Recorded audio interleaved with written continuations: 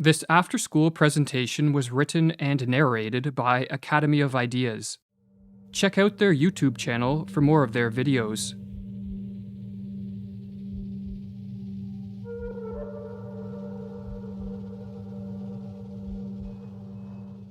The masses have never thirsted after truth. They turn aside from evidence that is not to their taste, preferring to deify error if error seduce them. Whoever can supply them with illusions is easily their master. Whoever attempts to destroy their illusions is always their victim. According to the psychologist Carl Jung, the greatest threat to civilization lies not with the forces of nature, nor with any physical disease, but with our inability to deal with the forces of our own psyche. We are our own worst enemies, or as the Latin proverb puts it, man is a wolf to man. In Civilization in Transition, Jung states that this proverb is a sad yet eternal truism, and our wolf-like tendencies come most prominently into play at those times of history when mental illness becomes the norm rather than the exception in a society, a situation which Jung termed a psychic epidemic. Indeed, it is becoming ever more obvious, he writes, that it is not famine, not earthquakes, not microbes, not cancer, but man himself, who is man's greatest danger to man, for the simple reason that there is no adequate protection against psychic epidemics, which are infinitely more devastating than the worst of natural catastrophes. In this video, we are going to explore the most dangerous of all psychic epidemics, the mass psychosis. A mass psychosis is an epidemic of madness, and it occurs when a large portion of a society loses touch with reality and descends into delusions. Such a phenomenon is not a thing of fiction. Two examples of mass psychoses are the American and European witch hunts of the 16th and 17th centuries, and the rise of totalitarianism in the 20th century. During the witch hunts, thousands of individuals, mostly women, were killed, not for any crimes they committed, but because they became the scapegoats of societies gone mad. In some Swiss villages, writes Francis Hill, there were scarcely any women left alive after the frenzy had finally burned itself out. When a mass psychosis occurs, the results are devastating. Jung studied this phenomenon and wrote that the individuals who make up the infected society become morally and spiritually inferior. They sink unconsciously to an inferior intellectual level. They become more unreasonable, irresponsible, emotional, erratic, and unreliable, and worst of all, crimes the individual alone could never stand are freely committed by the group smitten by madness. What makes matters worse is that those suffering from a mass psychosis are unaware of what is occurring. For just as an individual gone mad cannot step out of his mind to observe the errors in his ways, so too there is no Archimedean point from which those living through a mass psychosis can observe their collective madness. But what causes a mass psychosis? To answer this question, we must first explore what drives an individual mad. While there are many potential triggers of madness, such as an excessive use of drugs or alcohol, brain injuries, and other illnesses, these physical causes will not concern us here. Our concern is with psychological, or what are called psychogenic triggers, as these are the most common culprits of the mass psychosis. The most prevalent psychogenic cause of a psychosis is a flood of negative emotions, such as fear or anxiety, that drives an individual into a state of panic. When in a state of panic, an individual will naturally seek relief, as it is too mentally and physically draining to subsist in this hyper-emotional state. While escaping from the state of panic can be accomplished through adaptive means, such as facing up to and defeating the fear-generating threat, another way to escape is to undergo a psychotic break. A psychotic break is not a descent into a state of greater disorder, as many believe, but a reordering of one's experiential world, which blends fact and fiction, or delusions and reality, in a way that helps end the feelings of panic.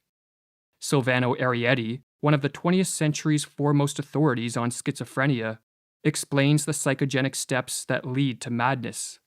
Firstly, there is the phase of panic, when the patient starts to perceive things in a different way, is frightened on account of it, appears confused, and does not know how to explain the strange things that are happening. The next step is what Arrietty calls a phase of psychotic insight, whereby an individual succeeds in putting things together by devising a pathological way of seeing reality which allows him to explain his abnormal experiences. The phenomenon is called insight because the patient finally sees meaning and relations in his experiences. But the insight is psychotic because it is based on delusions, not on adaptive and life-promoting ways of relating to whatever threats precipitated the panic. The delusions, in other words, allow the panic-stricken individual to escape from the flood of negative emotions, but at the cost of losing touch with reality, and for this reason, Arrietty says that a psychotic break can be viewed as an abnormal way of dealing with an extreme state of anxiety. If a panic-triggering flood of negative emotions in a weak and vulnerable individual can trigger a psychotic break, then a mass psychosis can result when a population of weak and vulnerable individuals is driven into a state of panic by threats real, imagined, or fabricated. But as delusions can take many forms, and as madness can manifest in countless ways, the specific manner in which a mass psychosis unfolds will differ based on the historical and cultural context of the infected society. But in the modern era, it is the mass psychosis of totalitarianism that appears to be the greatest threat. Totalitarianism, writes Arthur Versluis, is the modern phenomenon of total centralized state power, coupled with the obliteration of individual human rights. In the totalized state, there are those in power, and there are the objectified masses, the victims. In a totalitarian society, the population is divided into two groups, the rulers and the ruled, and both groups undergo a pathological transformation. The rulers are elevated to an almost godlike status, which is diametrically opposed to our nature as imperfect beings who are easily corrupted by power.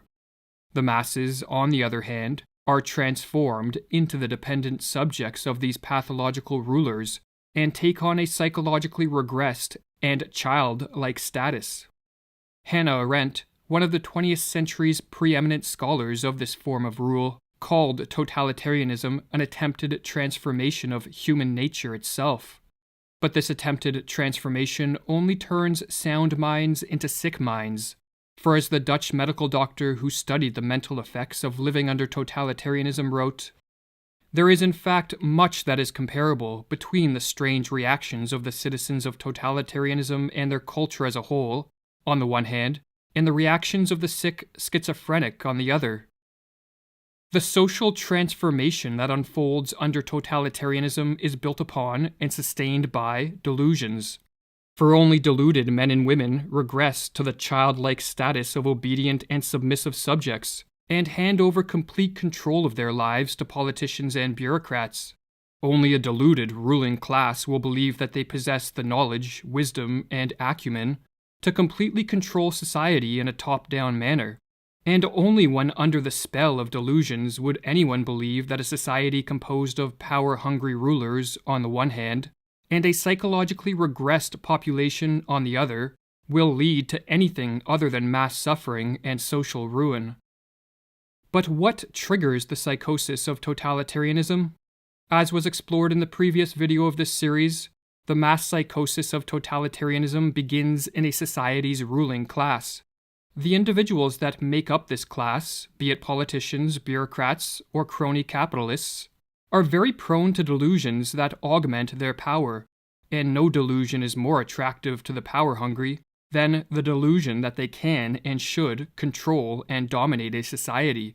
When a ruling elite becomes possessed by a political ideology of this sort, be it communism, fascism, or technocracy, the next step is to induce a population into accepting their rule by infecting them with the mass psychosis of totalitarianism. This psychosis has been induced many times throughout history, and as Mirlu explains, it is simply a question of reorganizing and manipulating collective feelings in the proper way.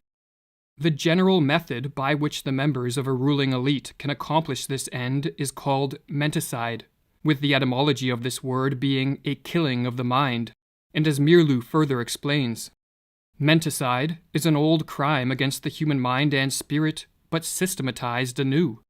It is an organized system of psychological intervention and judicial perversion through which a ruling class can imprint their own opportunistic thoughts upon the minds of those they plan to use and destroy. Priming a population for the crime of menticide begins with the sowing of fear. When an individual is flooded with negative emotions, such as fear or anxiety, he or she is very susceptible to a descent into the delusions of madness. Threats, real, imagined, or fabricated, can be used to sow fear, but a particularly effective technique is to use waves of terror. Under this technique, the sowing of fear is staggered with periods of calm, but each of these periods of calm is followed by the manufacturing of an even more intense spell of fear, and on the process goes. Or as Mirlu writes, each wave of terrorizing creates its effects more easily after a breathing spell than the one that preceded it, because people are still disturbed by their previous experience. Morality becomes lower and lower, and the psychological effects of each new propaganda campaign become stronger. It reaches a public already softened up.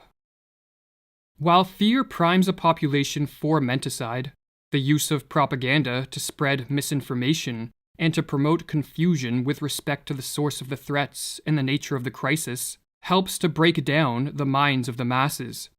Government officials and their lackeys in the media can use contradictory reports, nonsensical information, and even blatant lies. As the more they confuse, the less capable will a population be to cope with the crisis and diminish their fear in a rational and adaptive manner. Confusion, in other words, heightens the susceptibility of a descent into the delusions of totalitarianism. Or as Mirlu explains, logic can be met with logic, while illogic cannot. It confuses those who think straight.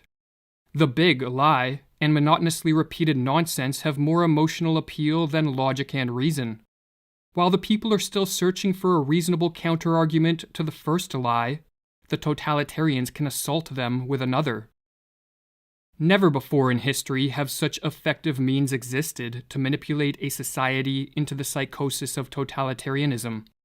Smartphones and social media, television and the internet, all in conjunction with algorithms that quickly censor the flow of unwanted information, allow those in power to easily assault the minds of the masses.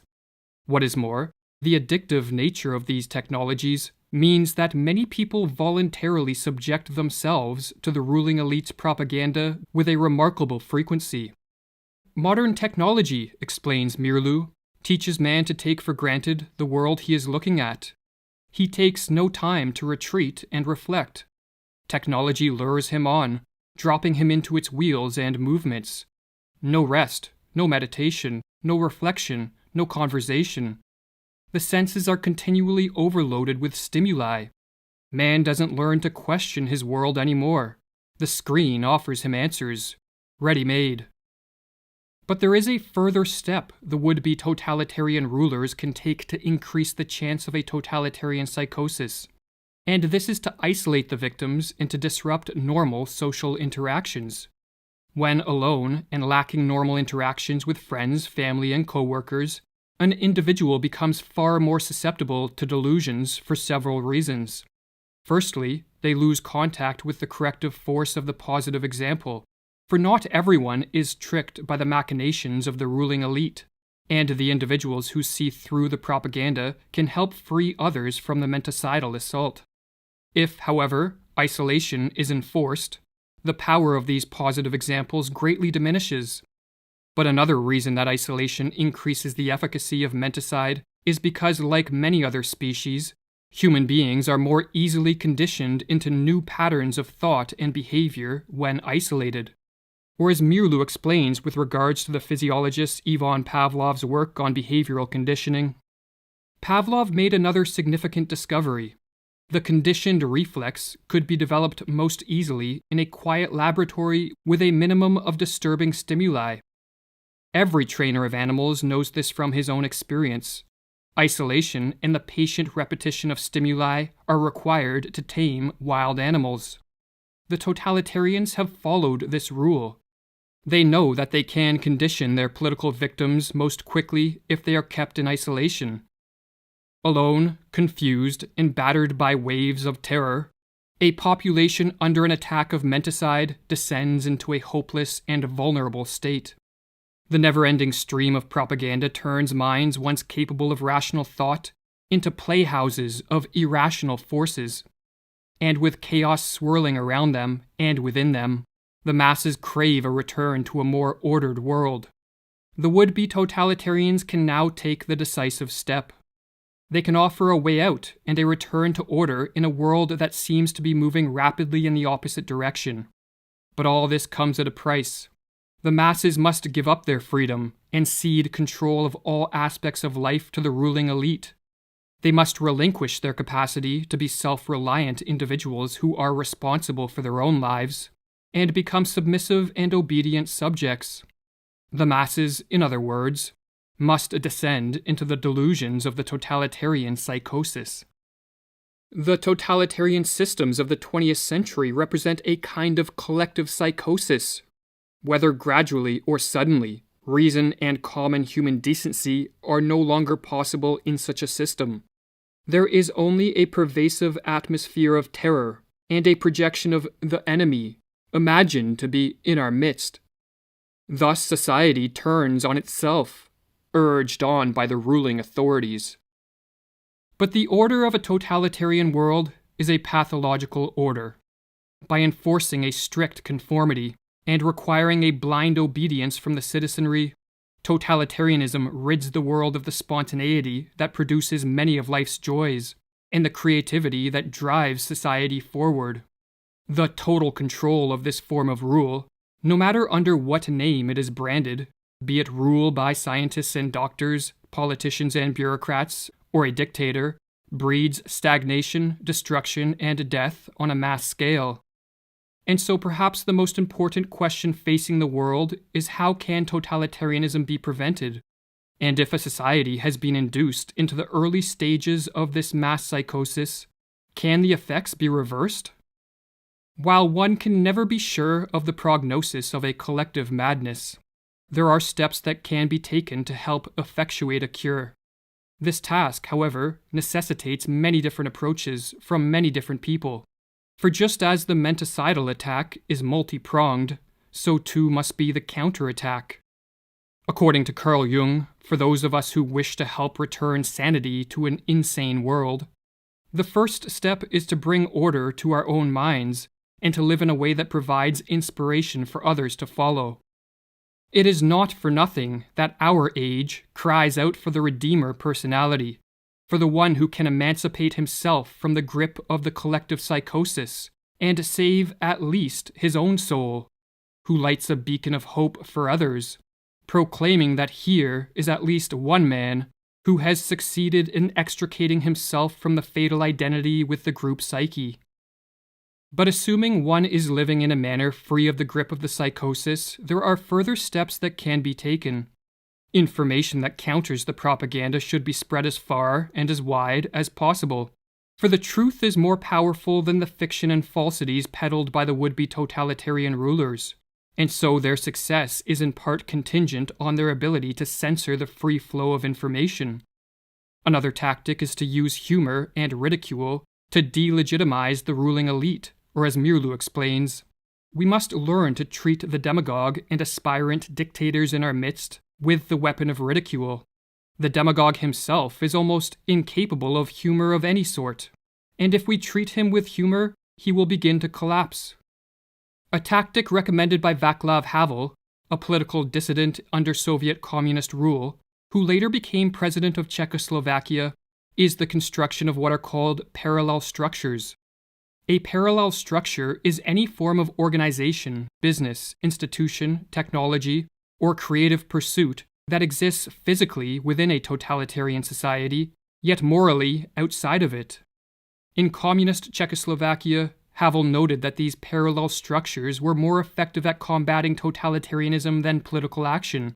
Furthermore, when enough parallel structures are created, a second culture, or parallel society, spontaneously forms and functions as an enclave of freedom and sanity within a totalitarian world.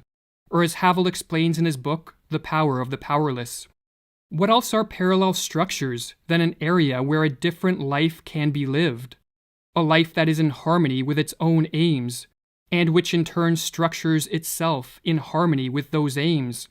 What else are those initial attempts at social self-organization than the efforts of a certain part of society to rid itself of the self-sustaining aspects of totalitarianism, and thus, to extricate itself radically from its involvement in the totalitarian system? But above all else, what is required to prevent a full descent into the madness of totalitarianism is action by as many people as possible. For just as the ruling elite do not sit around passively, but instead take deliberate steps to increase their power, so too an active and concerted effort must be made to move the world back in the direction of freedom. This can be an immense challenge in a world falling prey to the delusions of totalitarianism, but as Thomas Paine noted, tyranny, like hell, is not easily conquered. Yet we have this consolation with us, that the harder the conflict, the more glorious the triumph.